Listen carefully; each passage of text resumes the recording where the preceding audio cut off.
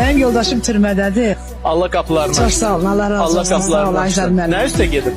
Narkotik üstündə. Hayır. İstifadəçi kimi. Ama çok güzel insandı.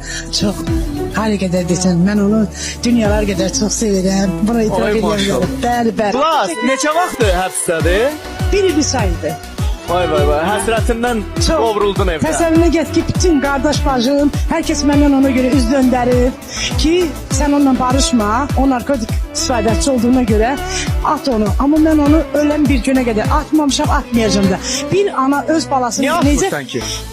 Niye atmıram? Niyə ayrılmırsan ki ondan? Niye ayrılmıyorum? Ona göre ki, çok güzel insan, çok güzel yüreği var. Məsələn, gözəlliyi nədədir? Gözəlliyi odur ki, məni kimsənin ayağına verməz. Aha. Ondan sonra məni çox istəyər. Aha. Ürəyim nə istəyərsən, məsələn, ay Natiq falan şey istəyirəm, bunu mənə alarsam, baş da xumar. Mən onu bir ana balasını necə əzizləyər o cinsində. Təsəvvürünə get, mən onu o cürə saxlamışam. Çorabıma qədər mən onu türəmişəm ki, onun çorabı çisiz olmasın. Yəni mən onu, bəli, ona görə oradan bizim bütün bacı qardaşlarıma demək istəyirəm ki, mən ölən bir günə qədər Natiq deyilən insanı atmayacağım, atmaram da. Mən onu çox sevirəm, o mənim hər şeyimdir. Həm həyat yoldaşı kimi, həm də arxam dayağımdır.